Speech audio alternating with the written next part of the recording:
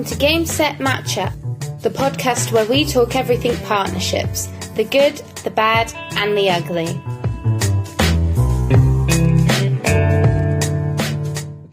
Hello, everyone. On this week's podcast, we spoke to Alexander Orlov from a payments company called Unlimint. So he has a really good background in payments, having worked for some, quite large companies and banks, such as Citibank.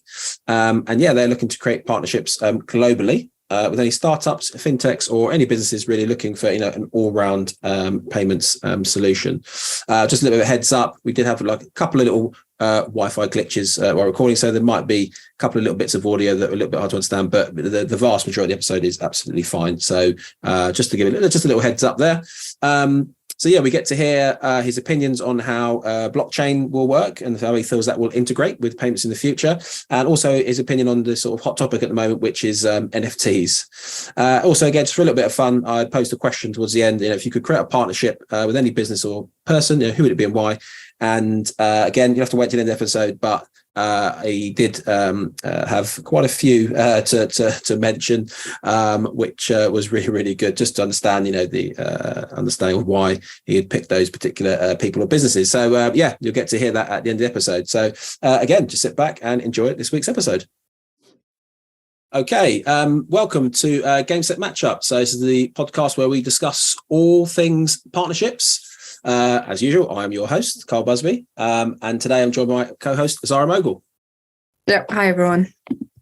Hi there. We just getting to that, but that's fine. Yeah. So, please welcome our guest today. Is Alexander Orlov, and he's from a payments company called Unlimint. Hopefully, I've pronounced that correctly. Yes. Good. Hi, Carl. Yes. Hi, Zara. Hello, welcome. Just how we usually start off with the podcast. If you can give us just a little overview, sort of introduction, so maybe we can just tell the listeners a little bit about yourself, your background, how you've got to be sort of where you are, and then a little bit about what Unlimint do. Sure, absolutely. Firstly, thank you so much for inviting me to your podcast. Appreciate it. I'm Alex Orlov. I'm a banker by background. Last 22 years or so, I was working with Citigroup, then Citibank and HSBC. Was responsible for Citigold product, wealth management, customer engagement strategy. Also worked with several consultancy companies that with a focus on delivering SaaS solutions, payment solution. So I'm overall like a tech-savvy professional with the understanding of the modern and like a blockchain solutions and the traditional like banking and finance. And I'm right now strategic partnership manager in Unlimint and responsible for building the efficient and profitable ecosystems and the partnerships to benefit the end users and customers, because they all are the same for everyone. Oh, amazing! I'll just quickly say you mentioned some quite large companies there, obviously like Citibank, HSBC, and also we'll probably touch on it a bit later with the blockchain stuff. But obviously, I'm very intrigued with the whole crypto world and blockchain. I think all of us, my team here, we're still trying to learn more as we can, because so many payment companies, fintechs and stuff obviously are starting to introduce some of it. So but anyway, we'll come on to that a bit later. Yeah, okay, so to start us off, how have you seen Unlimit's approach change to creating partnerships in recent times, and also what does a gold star partnership look like for Unlimint? Right. Let me tell you a bit of Unlimint to give you a bit of a story of who we are, what we do. Unlimint is a global fintech company. It was founded in 2009, and we're providing the wide range of financial services, such as payment processing, it's banking as a service, also on-ramp fiat solution for crypto as a DeFi and GateFi. So all around, we are the one-stop shop that's connects customers around the globe, and we providing the hassle-free solutions for the cross-border payments in order to get it's much more accessible for everyone, and it's profitable for everyone. We are a company of over 500 people at the moment, 16 offices around the globe in 5 countries, with the headquarters in London. Also in offices with Sao Paulo, Frankfurt, Singapore, Hong Kong, and Mexico. In a sense of partnerships, we are aiming to be on the forefront of the industry, and we trying to create profitable ecosystems that will be beneficial for everyone. Just imagine like a cube, and the cube consists of the millions of small cubes, and they interconnect inside with the millions of possibilities across the verticals as the industries and the horizontal services, products. For example, it could be data sharing, it could be integrations, it could be API, it could be solutions. But the main goal is to survive, to thrive, and to be profitable. And that's I would say, name as a golden standard. Okay, yeah, no, that's great. So yeah, I mean, obviously just giving that picture there in terms of, like you said, the cube. I mean, and the cubes inside it. Obviously, it sounds quite sort of like matrixy, or like instead. But like I said, I think this is like definitely conversations I've had with other people, like from payment companies, that kind of stuff. It's just it's interlinking all these different services, obviously, that you can offer through the one thing. So looking at partnerships, obviously, because these are obviously what we do. So what we do at Finder. And I definitely, especially this year, 2023, I think it's a primary thing that companies probably are looking at, how they can grow, and partnerships obviously is one of those those things. So what's your like definition, for a business partnership, with Unlimint, and at the moment, like, how are you going about trying to create those partnerships? Definition, as I have mentioned, so we not only looking for the one industry, we're looking across the industries, because the possibility is to engage as much customers as possible. Because for someone, for example, you're a merchant who's selling books, also you have partners as a company who is delivering your parcels. You also have a storage company, warehouse company, you have a recruitment company at the end, and you have a supplier. And you should have several payments companies that provide, like, processing your payments. And if it's just one continent, it's one thing. If it's across globally, it's different. So if you see Unlimint, we aiming to create these partnerships also locally and also globally that interconnect all the businesses. And it could be from KYC, verification, data sharing, technical integrations, security providers who secure the internet. So we're all interconnected, plus in a sense of understanding with we're all right now the cashless society, and will be more cashless in the nearest future. So 97-98%, for example, in the UK, it's up to 88 cashless. So we'll all be accepting payments in cash. So in cash, we'll be accepting payments online. So we're aiming to provide this seamless solution for everyone. No, that's brilliant. And just touching, so like in terms of, like, obviously you as a partnership manager, what methods or things or types of things are you using, to reach out or to get in touch with the companies to create those partnerships? It's several channels of distribution. For example, it could be exhibitions, it could be private meetings, it could be networking connections, and this networking will come from people from your background, from the industries, across the fields, trading shows. It's more about connecting the people and the right ideas, and see the trends where the industries go or will be at some point. So I would say predict, envision, and try to eliminate this. So Okay. Yeah, no, that's, but I think it's obviously quite obviously this kind of formal that we're using. Yeah, no, it makes sense. So I think it's common. Quite a lot of companies are obviously using networking events. We just recently, it was last year, we went to the fintech event, didn't we? Which was obviously loads and loads of different obviously people there, different payment companies, that kind of stuff. So like I said, that makes a lot of sense. Yeah, What that's all right. advice would you give to your younger self starting out? From your experience, what are the do's and don'ts of partnership creation? Or is there any one particular thing that you would do differently, knowing what you know now? Oh, that's a very good one. I think it's like a Back to the Future movie. So, but with only just with only difference that with the knowledge and experience and the background that I have right now, it's kind of interesting. I would say I would tell myself, don't overthink too much. Mhm. Connect with as much as possible. People are looking for a solution for the feedback, and also see the things more clearly. But to do the groundwork much more, because if you don't do the homework and analysis before you're doing something, it's good. But again, you need to have a clear understanding where you go, and I think this is much more crucial. Yeah, no. Some good to this. So just probably leading on from that, it might would be similar. So just again, in your experience of partnerships and the stuff you've been creating, what would you say? Have you got any sort of like top tips? For listeners, might have some people listening, maybe getting into just started a partnership role or that kind of stuff. Any sort of top tips around sort of creating sort of like high performing teams, or like creating a good culture within the company to really sort of like try and drive the product.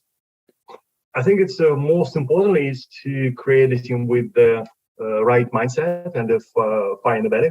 Also with the understanding that, we all cultural differently, but it makes the partnerships much more better because we see the things differently. And acceptance of this difference, this is the culmination of the partnerships, because it's, again, as I have told you about example about the cube. So it's the same with the cultures, the benefits. It's about how the people are, do the payments in one society or a different society. So in order to create a successful team, you need to firstly find the right people. Secondly, connect them with the right tech in hand. So it could be CRM systems, it could be databases, it could be something that they'll be focusing 100% on partnerships, neither not finding the right partnerships. They will be already equipped with this data. And third, probably together like a smart target on their heads, like, okay, we need to do this, but measure the success equally and allow the creativity, allow the long-term game, not like a shorthand, because the partnership, it's a process. With the end, this is the result. But the end game is like, it could belong like as a poker. So you need to play it very smartly and allow like a bigger win. Yeah, no, I'm just saying, totally agree with a lot of the things there. I think obviously, like you said at the beginning, the mindset for me is very, very, very key. If you come into something with that positive, mindset, and you're being sort of looking at it in that way, it makes a big difference just to the actions and then how what you choose to do. Obviously within that role. So, but yeah, no, really, really interesting tips there. Looking forward, what do you think the future holds for businesses when it comes to creating partnerships with each other? What, if anything, will you and Unlimint be trying to do differently? I think future holds the bridging the gap between the ecosystems. So you're creating one partnership, but it should be interconnected with the more bigger ones. It could be bigger corporation that it's start to connect businesses or the companies as a example again. For example, Amazon, it could be payments, it could be data research companies, it could be providers and suppliers, and it's just growing. So we will see probably the merge of the bigger companies or the binders much more smaller. With Unlimint, as we aim to be on the front of the industry, and again, with like a locally and globally, because we're providing the range of products and services and the wide range of payments coverage. So we're trying to create the very profitable and efficient ecosystems also between us and between our partners and between our companies. Nice. That makes a lot of sense as well. I was going to touch on, obviously, talking about all the different ecosystems and stuff. Obviously, you've got that nice background there, which I know we discussed earlier, just around the blockchain. So obviously, just for like listeners, people again might still trying to get their heads around like crypto and blockchain. And I said, I know a little bit, but where do you sort of think we are in terms of like you just mentioned, obviously like the bigger banks, the bigger companies, maybe moving, to this like technology? Do you think we're still close, or do you still think this is, still, it's still sort of quite far off yet before the sort of the bigger companies get involved? Because to be honest, I think, most people, I know if I spoke to like people, my wife or someone, asked about blockchain, she wouldn't have a clue. Where do you sort of think we are? Do you think this is something that is now getting a lot closer, in terms of like with the bigger companies accepting that this is going to be technology, we're gonna have to accept and use at some point? I mean, very good question, first of all, and I see there's several bits of it. First of all, it's like a legal background, taxation and regulation. So, and it's interconnected. So if the legally will be across the globe will be at the same page, it'll be different society. And also with the regulator and with the income, because Bitcoin created as an alternative method of payment. Blockchain, this is just technology that sits and could be connected everything. You can connect on the blockchain how you send your parcel, for example. Yeah, it's just a smart contract that connects. Okay, I send in the parcel. This parcel with the QR code. This is what is inside, how much it costs, where it sends from, my name and my address, and this is when it came there. So this is the link that couldn't be changed at all. And this is the same, could be integrated with every particular branch of our life, and not just only the payments, because the payments is 100% acceptance and it's much more profitable and could be beneficial. But right now, blockchain and crypto, it's associated with a quick buck that we can do. Yeah. And also the big losses. But I think in the next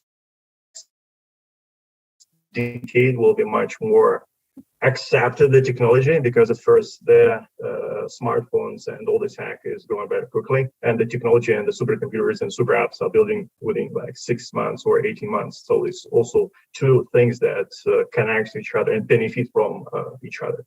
So I think it's a major society will accept it next 5-10 years. This is my prediction.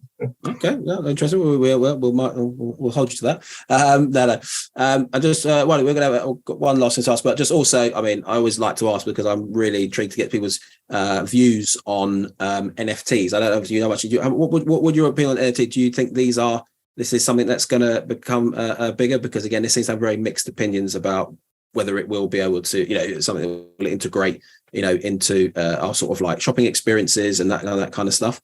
So what would you say? What's your opinion on that? You for NFTs or are you not?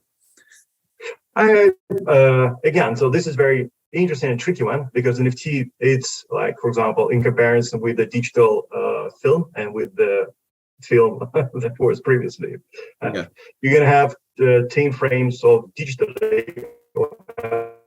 one frame in the past, and this one film in the past that was NFT of the past maybe, but this is like masterpieces. Right now you can put something on top, Photoshop it, and with different NFT. It's a legal rights about who is owning what is artistic. So I think it's more about the legal ones. But right now I think more artists realize that this is one of the foundations that you can use and profit from. And also because NFTs, it could be one of the investments, and it's also become an investment. So, but also become a digital token that you can trade. So why not? We just create another layer of alternative currency. Okay, no, very interesting. It sounds like I think it's definitely going to be something that is going to enter our lives. Obviously, at some point. Yes. That's great. All right, yeah. So just got one last question, which just do for a little bit of fun. So, if you could partner with any business, any company, could be a person, someone specific, maybe you wanted to be, who would that be, and why? Seriously? I was intrigued. Personally, it's depends on the goal and what the partnership I'm looking for. But I think it's if you consider everyone in the past, from the past or from the existence, I would say I'm fascinated about the people who can put the world on fire with their brains or their minds, and they could be they could be crazy for some of them because not everyone can understand what they're doing and why. But I would say Henry Ford and Steve Jobs. Oh wow! So they envision the things in the distant future that's not existing. I would say Ian Chopard, the founder of the Black Diamond and Patagonia. Oh wow! Okay. David Clymer, who connected his mountain climbing with a startup that right now worth $3 billion, and within and after 50 years, they're fighting the climate change and connecting these dots and giving back for planet Earth just to save it for the future generations. Also, I would put one of them partner with Elon Musk. He's probably the most charismatic and crazy billionaire, but he knows how to create the startups. But the most importantly, how to launch them for the 550-kilometer orbit of success, for example. Or Nikola Tesla, like a godfather of the modern Wi-Fi charger. Or Phil Knight, he's and was CEO and the chairman of Nike, if I'm mistaken. And his philosophy in order how to persevere the things and how to change the things and to adapt with the changes. And I think this is very crucial. Satoshi Nakamoto, because he's envisioned the ecosystem and how we'll be paying with the next 130 years, also with the privacy change and how we protect it. And I think two more guys I will name probably. I think it's Arnold Schwarzenegger and Sylvester Stallone.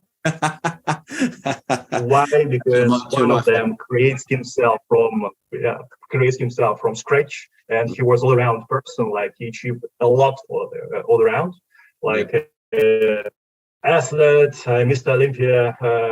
He was a senator of California. He was a film director. He was actor. I mean, and also he's a husband and a father. And the same with the Sylvester. So I am quite impressed with the achievements as a human being, as a person, as a professional, as a businessman, and they tried a lot in their life. And I think if I partner with one of them, at least that will be an interesting collaboration. Right, that was amazing. I said, I didn't know we were going to get that. Was quite a list there. I think Elon Musk, though, I've got to call that out. I mean, obviously, this is kind of because they're from different spheres. Yeah, they are from different spheres, different futures. So this is kind of interesting. Yeah, but fascinates me a lot. No, it's amazing. I'm just saying, I'm pretty sure they probably have already started with, Elon Musk, the cars, his cars in terms of, the technology that's built into them. And I'm sure you can probably pay with your car or something at some point, or there'll be some sort of technology you'll be able to just, to use from obviously within the thing. So, but yeah, like I said, as I said, that is an amazing little insight, I think, into your mind there. Look, obviously we've come to the end of the podcast. I said I think it's been amazing talking to you. Also just thank you for obviously coming on, giving your some of your insights, especially around obviously blockchain, crypto, that kind of stuff. It's been really good talking to you. Thank you so much for your invite. Appreciate it. Cheers. Thanks a lot. All right. Bye. Thanks for joining this week's Game Set Matchup. Tune in to hear more about the need to knows and the do's and don'ts when it comes to creating successful business partnerships.